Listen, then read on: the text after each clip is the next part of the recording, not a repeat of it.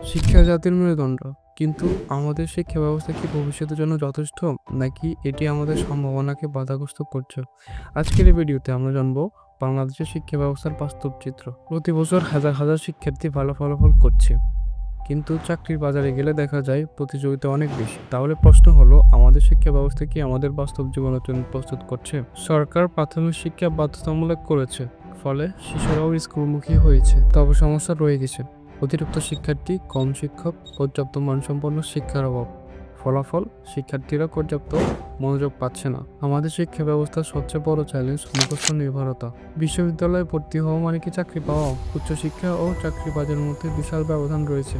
তাহলে সমাধান কি? প্রযুক্তি নির্ভর শিক্ষা, ব্যক্তিমূলক প্রশিক্ষণই ভবিষ্যতের পথ দেখাতে পারে। শিক্ষা শুধুমাত্র একটি সার্টিফিকেটের জন্য নয়, এটি ভবিষ্যতের জন্য।